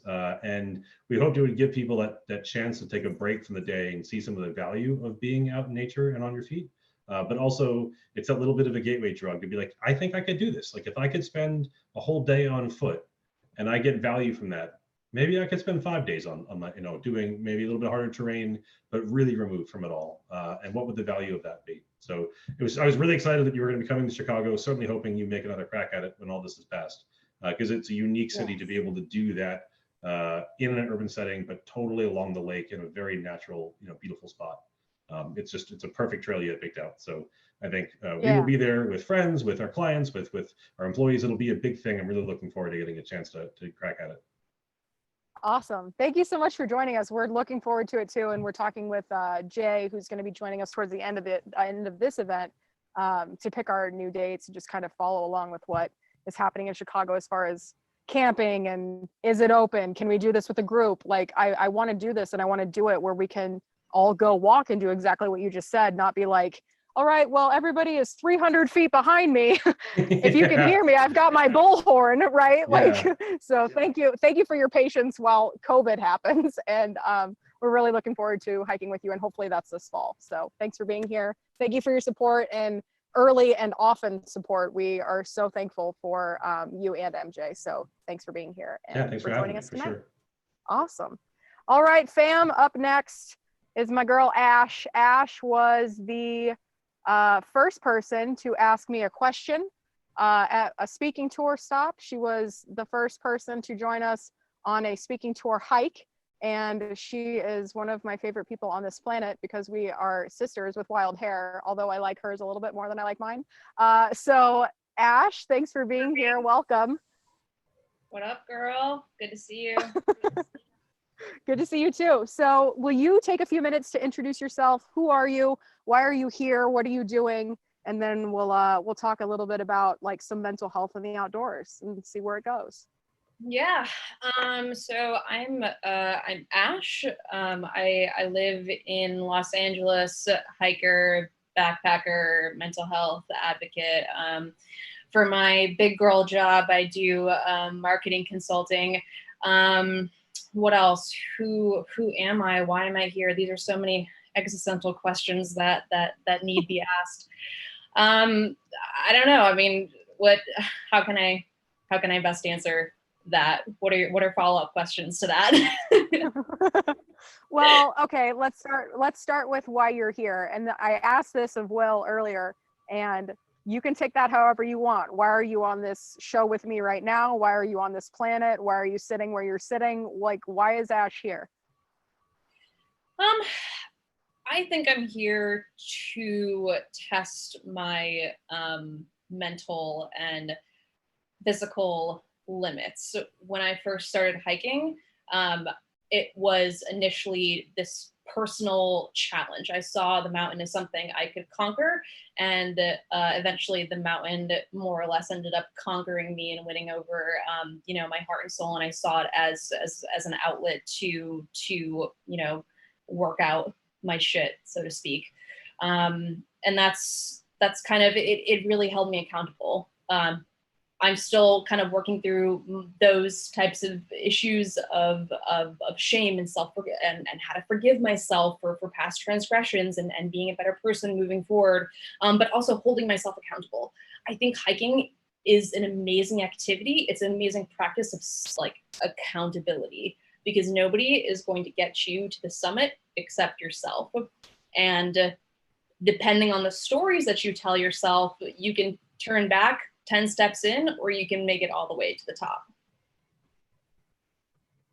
Woo! Fucking Ash dropping mics already. Dang. So the reason that we connected originally was I was trolling, and by trolling I mean like casually scrolling and upliftingly conversing with other people who were interested in this trail. But I was like on the Trans-Catalina Trail hashtag on Instagram, and I saw that you were planning to do it or you had just done it. I don't remember where you were in the journey, but we were comparing notes. I would love for you to tell the tale of your trip across Catalina Island on the Trans-Catalina Trail. Yeah, so we connected right before I hit the trail. We compared notes. You gave me some really sage wisdom, and I hit the trail on Labor Day weekend of 2018, which was my first mistake.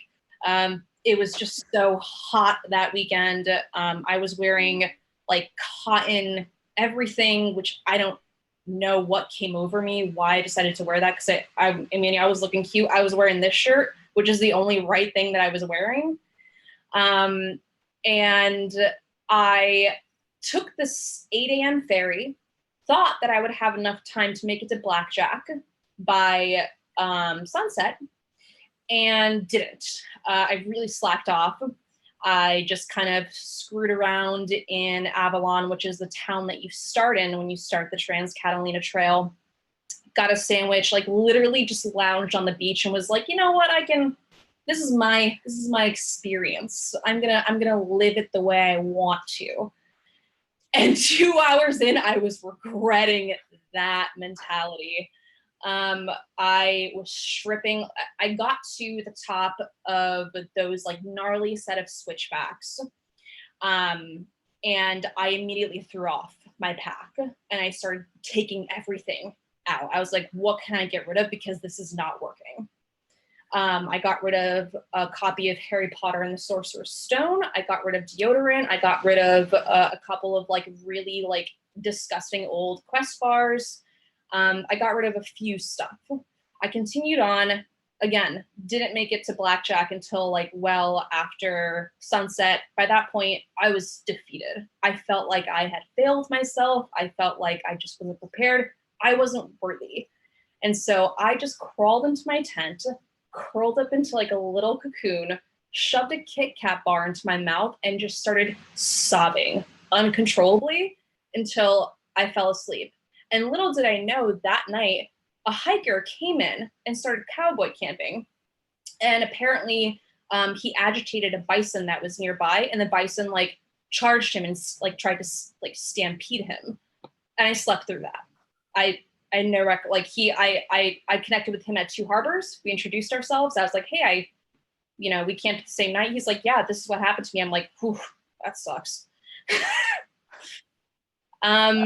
So yeah, I mean, it's such a challenging hike. I mean, you can attest to that. Like, I just didn't understand how grueling of a hike this would be. The elevation gains, the elevation loss, it's just killer on the knees. And it's really, it's a hard hike to do when you're doing it by yourself for the first time, because you'd really like a partner to be there and embrace the suck with you.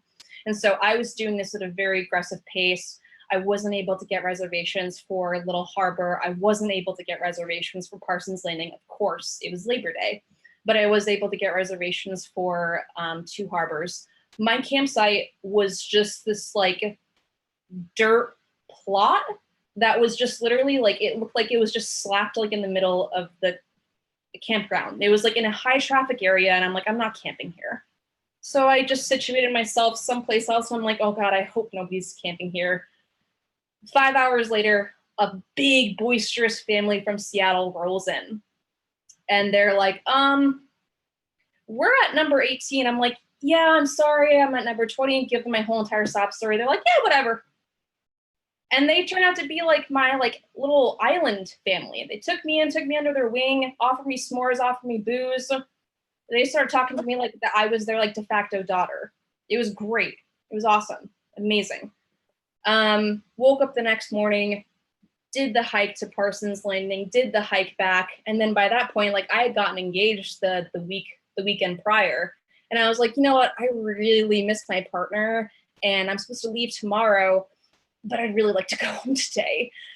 So I went to the little boat landing place where you get your tickets in Two Harbors. And I was like, please tell me you have like a ticket for me to get off this island like this evening or this afternoon. They're like, you're in luck. We have one more spot left on the 6 o'clock going out. I'm like, praise be. Let's get off this island. I felt so accomplished. I knew that whatever I had gotten on this island to accomplish, I'd done it. I did it. So that's my story. Made a lot of mistakes. First thru-hike backpacking trips, made a lot of mistakes, but learned so much. Met so many great people. The people at the Trans-Catalina Conservancy and all of like the locals, they're some of the most like welcoming, amazing, passionate people. They really care about the island and conserving the nature, the flora, the fauna. Awesome. 10 out of 10 recommend. 10 out of 10. I love it. So the last time we saw each other, I was getting ready to host a workshop in Joshua Tree. This was back in March, and you were going to come. Well, you were there. You were planning to participate, and then COVID happened. So that wiped out our book tour. It wiped out our entire event calendar. It wiped out everything. And it also wiped out your PCT hike because you were supposed to hike the Pacific Crest Trail this year. If you'd like, and I don't want to make you sad, would you like to share a little bit about what that transition has been like? Because you were like ready to go spend a good chunk of the year hiking from Mexico to Canada and then nothing. Like, what was that like for you? It was really heartbreaking. I had put 2 years of, I had invested 2 years of my life into planning this trip.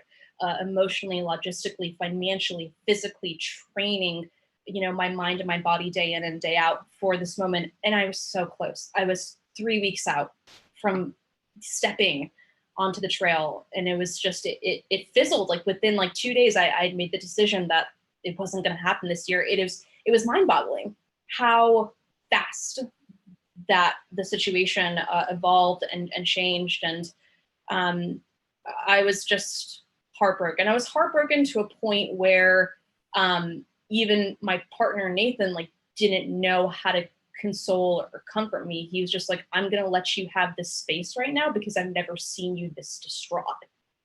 And it took until my start date, which was April 5th, for me to kind of go over that initial hump and kind of look towards the future, which is still pretty uncertain. It just sucks when you have so much of your life planned around the 6-month block of, inspiration. Yeah. And it just, I kept telling Nathan that it felt like a desert mirage. You're so close to it and you reach out and it just turns into smoke or it just dissipates into the background. And it still sometimes feels like a cruel and sick joke, but it ultimately was the right decision to make it. I'm really glad I'm not on trail. Yeah. So, I feel like, and I remember you saying that because we had been texting kind of back and forth in the aftermath of canceling all the things. And I remember you saying that once you got to your start date, then you could kind of like exhale a little bit. Like there was a little bit of a breath of relief. And I feel the same for us because like between like the Joshua Tree thing and our retreat at the end of the month, like that was the LA book tour, that was everything. And it's like, as those dates passed, like it felt like things got a little less dark. And then when the retreat weekend passed, I was like, okay, we've got a date, like we're going to redo this. It's going to be postponed. It's not canceled, but we're coming back to it.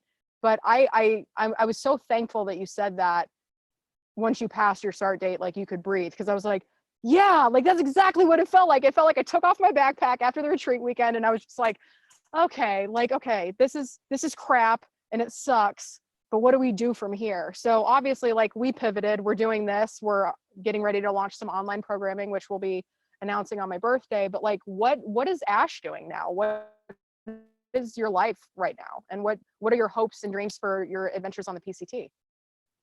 So as far as my life right now, I'm just getting back into the grind of work. 2 weeks. So I'm a freelance marketing consultant. So 2 weeks before all this like went down, I basically kind of sent like a unanimous message to my all my clients saying like, hey, I'm doing this. I'm just gonna be like MIA for 6 months. Hope we can work together when I get back. All of them are super cool with it. But the problem is that due to the nature of some of my jobs, especially with copywriting, they kind of, so some of my clients kind of needed to find a replacement for me immediately. So when I came crawling back to them when COVID hit, unfortunately, I wasn't able to get some of those jobs back. But I still do have some consistent client work coming my way. And after the PCT, I was planning on moving forward with building out my own personal brand, my own personal like consulting agency, because I just didn't want to, operate and kind of be based solely out of job boards. So I'm working on that now because there's just no reason to put that off. When I decided I wanted to do the PCT, I jumped immediately into it. There was no delaying for me. And I have the same mindset about building my own business, which is something that I've always wanted to do since I was a kid. And I'm really happy that I can start bringing this midwifing, birthing this brand of mine. So that's kind of what I'm doing right now. It's a lot of work. I've had to unfortunately put some of my own personal passion projects on the side to make space for this, which I'm fine with. That's just kind of the cost and the emotional cost of doing business and building something that you're equally as passionate about. You just can't have time for everything in your life. And so with the PCT, I just don't know what's happening with it. I know that the situation with COVID is just evolving so rapidly on a day-to-day basis that will the trail be the same next year? Probably not. Will the recent social distancing measures put in place next year? Maybe. Will towns be welcoming of hikers next year? Who knows? So I've put together a list of alternative hikes to do in case I decide to put it off another year until 2022. But it's still going to happen. Whether it be 2021 or 2022, it's going to happen. It's still on the radar. Good deal. I'm glad to hear that because I know how much time and research and love you put into getting ready for that trip. So I'm glad that that's still on the radar for you. Sure. So our last segment of the evening is the group gratitude circle. So I would like to invite you to kick us off. If you'd like, if there's something that you're grateful for that you would like to share, I'd love to pass the mic to you, and then we'll open it up for anybody in the Zoom call that wants to share something that they're grateful for. I'm grateful for. I'm grateful for communities like Hiking My Feelings and so many other outdoor advocacy groups that are still staying active and being serving as a loudspeaker for their communities, because I think that our wilderness areas are now facing a very different kind of problem. This weekend, I drove through Angeles National Forest, and those trails were on. So I think that our trails are going through a very hard time right now. It's really good that so many outdoor advocacy groups and Hiking My Feelings are advocating for leave no trace principles, and inviting people to recreate responsibly. I think that that's good right now because getting outdoors is something that we should be doing, albeit should be doing responsibly. Absolutely. I 100% agree with that. Thank you for sharing that.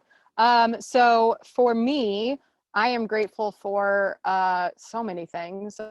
I'm grateful for everybody that showed up today. I'm grateful for the opportunity to do this work. And I think since I'm going to be doing this 20 times, I'm going to start off with my thing that I am grateful for today is the support of my partner, Barry. I know you were talking about how Nathan was just like, I'm going to give you space because this is a lot and I haven't ever seen you like this before. And I want you to like be able to handle yourself and do what you need to do. And I am very thankful for Barry in that way as well, because after the after everything got canceled, like I cried literally all the way home from Joshua Tree back to the Reggae Ranch here in Julian, California. And then I like cried for basically 2 weeks in the fetal position in the van. And it was funny because one of the things that he said, like right after we postponed all the events and stuff, was he was like, well, I guess we'll just sell the van and go get jobs and we'll lease an apartment or something. And I was like, who do you think you are? And I was like, Mama Bear, and hiking my feelings was my cub. And I was like, no, that's not a solution. And then we were hiking the other day and he was like, we were talking about something and he was like, yeah, you like how I said that? And I was like, what do you, I was like, did you just Mr. Miyagi me? Like, did you reverse psychology me into getting protective about my business so that I wouldn't quit? And he was like, we're still going, aren't we? And I was like, we are. Dang it. Like, you know me so well. So today and every day, I'm thankful for the support of Mr. Barry Williams, who without him, none of this would be possible. So is there anybody in the group that wants to hop on? You can turn your camera on, share something you're grateful for. This is your time. I'm going to start calling names if you don't do it yourselves. Okay, Jess is up. Hey, girl. Vicky's ready. All right, that's what I'm talking about. Jess, you go first. I am very thankful today and grateful for my soul family, the people in my life that support me and love me and encourage me to be my best self and my best version of me and to chase my dreams. Yes. Thank you, Jess. Big snaps for that. How about you, Vicky? Today, I would like to express gratitude for my healthy and able body that allows me to do the physical work that I know helps me mentally. Over the last week, some people close to me have had to deal with serious situation involving not having complete control over their bodies. And that is why, in particular, I want to acknowledge how happy I am and how grateful I am to be able to, well, to hike my feelings for starters. I mean, and yeah, I'll stop talking now. Yeah. No, you're good. That's fine. I love it. And I see Michelle's up too. Michelle, what are you thankful for? I'm really thankful that I came across your book. I'm really thankful that I came across your group. The reason I say that is because I am a survivor of sexual assault, but I could never find a group that I could relate to because I'm very outdoorsy, yet I need different kind of mental exercises or a way to deal with it.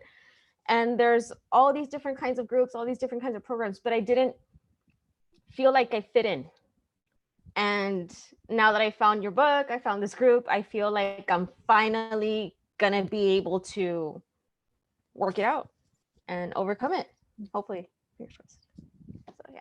Good, I love that. And if the story that you're telling yourself is that you're worthy of healing and that you're capable of doing it, then you will. And if the story you're telling yourself is that you're going to be stuck for the rest of your life, then you'll be stuck for the rest of your life. So really, as we explore this world together, I'm so excited to have you here. You're a new member of our community, and I'm very thankful that you're here. I look forward to helping you reclaim those stories, rewrite those stories, and just like blaze your own trail to self-love, you know, like get it going and find that part of you and reclaim that part of you that was taken that day, because sexual assault is not a fun thing. Not like, we've got a whole group full of people that have survived some seriously terrible stuff. So the fact that you're here, you've survived the worst day of your life, and we are so grateful to have you be part of this community. And if there's anything we can do to support you on your journey, you know where to find us. Just say the word. Thank you. Yeah, thank you. Thank you for being here. Who else? I'm going to call on people. Travis, Mary, Lydia, Linda, what you got? Don't leave me hanging here all by myself in this gratitude circle, because I'll just keep talking about it. I've got Jennifer in here, Laura. I'm going to start putting you on blast, folks. Everybody's Let's got put it something this to be way. grateful If for. nobody else wants to talk, I will just keep talking. Hi, Fantastic. everybody. I'm Linda and I can talk, but I can't start my video. Okay, perfect. Hi, Linda. Hi. You know what? I just want to say that it's lovely to see all you, and congratulations to Sydney kicking off the first day of 20 days virtual campfire. I am grateful to have the opportunity of knowing Sydney, and I've been following her for quite some time, and I love the opportunities that she's made possible in people's life and making a difference. And I'm grateful to see all you and listen to your comments, and it's just a wonderful thing. It brings a warm heart to me. And thank you, Sydney. You've done an awesome job. That's all I got.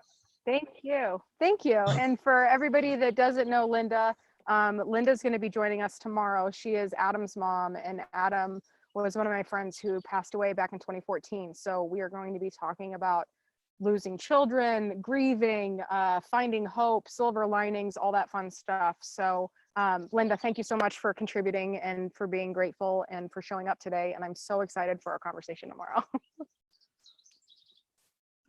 Thank you, Sydney. Love All you. right, Mary, hit it. Show me what you're working with. What just came to my mind was just being grateful for technology, for bringing us all together.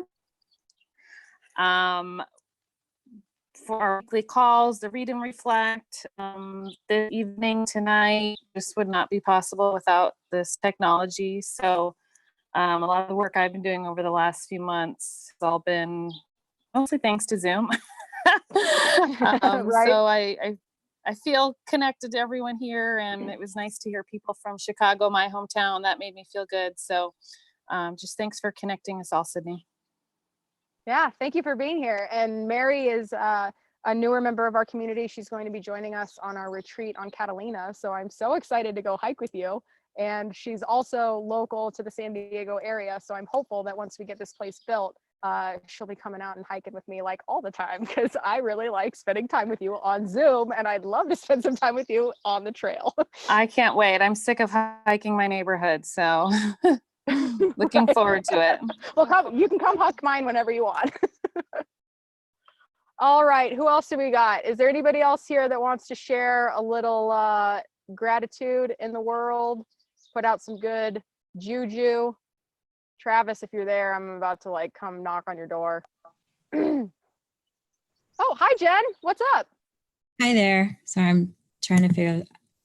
Okay. Hi. So yeah, I'm grateful that I found out about you a few weeks ago. It was through an Eventbrite, and then I listened to the webinar that you had, and then bought the book, and here I am. But I was supposed to be on the Advocacy Trail last weekend. It's been something I've been trying to get for about 5 years now. And every year I try to get it, something like this happens. So it's just really crazy. And then I had another trip to Key West that was canceled. So I figured I'd at least donate my money. If I can't travel right now, at least to a cause and something that I support. So, but yeah, grateful to have this connection through quarantine. And but yeah, that's it. Thank you. Nice to see your face. Thanks for being here. Yeah, nice to meet you. And it looked like, Laura, it looked like you were going to hop on too, right? Yes, I am. I can't do my video though, so it's blocked by you. It won't let you, or oh, I blocked it. Well, there you go. Now it's unblocked. Boom. Hey. Hi, look at you. You're like you have an earth on a leaf and a drop. That's so fantastic. I know, it was like, it's kind of stuck there now. Hi, Lydia. I am grateful that we got to have this virtual campfire to start tonight, because I missed everybody on Sunday. I missed our group. Right, me And our too. talks. So for anybody, that doesn't know, we started a program called Read and Reflect, where I read a chapter of the book every week. Present within the different chapters out, so we can talk about how to integrate these different lessons. For last on Sunday, so this was the first Sunday, like a couple days ago was the first Sunday where we did 18 Sundays. So I am happy to hear that you missed us, because I missed you too.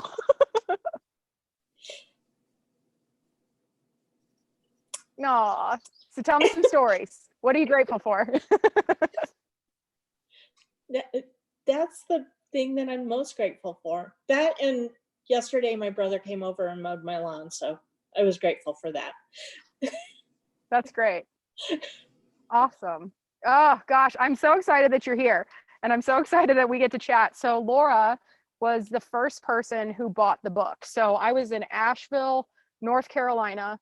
I was in the community room at the Asheville REI store, and I hit like send and like to make the pre-order live. And I was like, and I did it early. Like I was going to do it in the morning, but I was like, I don't know what our connection's going to be like, because we were doing the van life thing and Wi-Fi is not always reliable. And so I was like, I'm just going to put it up, and if anybody wants to buy it early, they can. And then, no kidding, within minutes, I had an order from Miss Laura right here. And I was like, Barry, somebody bought the book. And I was just so excited, because it was the first pre-order. It was the first anything that anybody did with the book. And I was just like, we all have imposter syndrome. Maybe not everybody. I have it really bad. And so I was just like, oh, somebody does want to buy the book, even if it's just one. I did it. Like, I wrote this book and somebody bought it. So Laura's going to be joining us on June 6th for a Hiking My Feelings Family First Edition. So she's the first one that bought the book. Ash, who we talked to earlier, is going to be coming back. Our friend Pete, who was the first person to ask, like, what is the process of hiking my feelings? And Becca, who was the first one to use the hashtag, is going to be joining us. So I'm just so excited to have you come for this whole big first family enjoyment episode. Awesome. Well, folks, that is all we have for tonight as far as the Hiking My Feelings virtual campfire. A couple housekeeping items before we depart for the evening. Our guests tomorrow, like I mentioned, we'll be having Linda Rubin, who is Adam's mom. We're going to be talking about grief and losing children and finding silver linings and what the universe means when bad things happen and stuff like that. We also have Christine Sherinian, who's one of my BFFs. We met when she learned how to skydive at the skydiving center that I used to train at. We met in the bathroom, and we were like instant buddies ever since then. And we also have a musical performance from our friends Sensi Trails. They are a local band here in the San Diego area. And we're really excited to have them joining us, because there is a song that they sing that I hope is on the set list for tomorrow called Just Livin'. And to kind of shout them out and give them some props, their video for Just Livin' just hit 1 million views over the weekend. So if you guys haven't heard of Sensi Trails, check them out. You can find them on Spotify, anywhere that you get music. Their Sensi Trails music on Instagram. And to give an idea, like round it out as far as like what we're doing and how we're progressing through this fundraiser. On our website, we mentioned that we're looking to raise $30,000 for the first round of construction of the Hiking My Feelings Wilderness Wellness Center.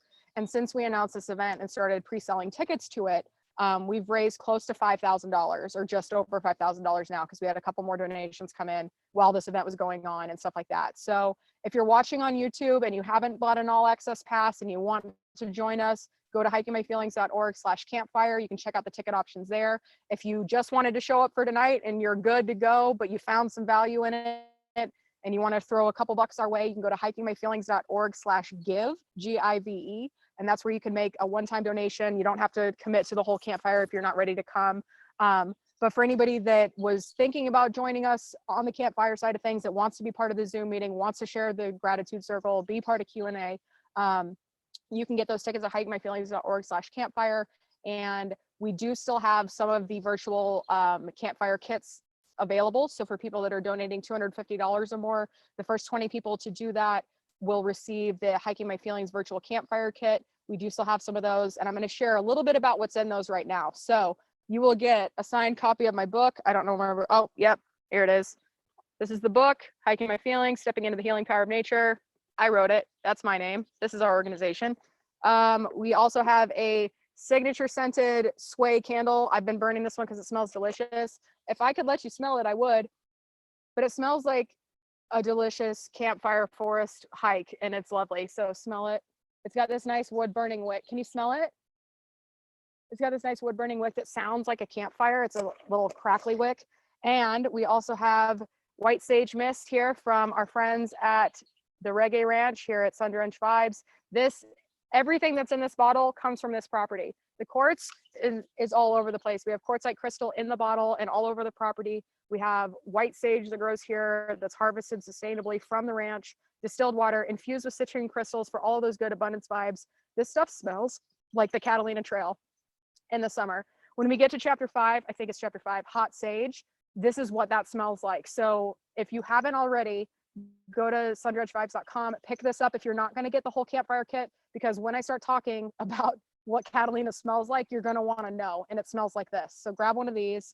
We also have in the campfire kit a sample size of Spell Botanicals Glow facial oil. This is from our friend Melanie Wassman. She is the better half of Rebel and Muse.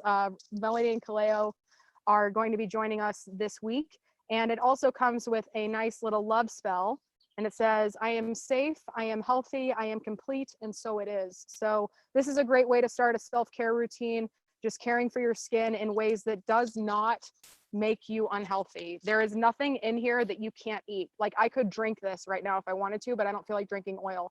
But all of the Spell Botanicals products use high-grade oils that are really, really good quality, and then it's just infused with botanicals. There's no essential oils, there's no like fragrance scents, nothing. Everything that's in that bottle you could put on a salad. I could make salad dressing with that oil if I wanted to. Like, you can eat it, it's good for you, and it's a really great moisturizer. I feel like I'm on QVC. You ready for the next one? Great. Okay, so we have the S'mores Print Kula Cloth. This is also in the VIP campfire kit. So a Kula Cloth is a pee rag. What does that mean? If you're in the backcountry, or if we run into another toilet paper shortage, this is going to be your new best friend. This side is waterproof, so your hand doesn't get wet. This is the side you wipe with, and it's infused with silver microbial thread, so it makes it not stinky and not gross. And it has this nice little clip, so you can put it on your backpack. You can snap it closed when you've got wipey bits on there that you don't want to have hanging out. And this thread is reflective, so when you're in your tent at night, or you're wandering around the campsite and you need to wipe and you like gotta go, you can find it.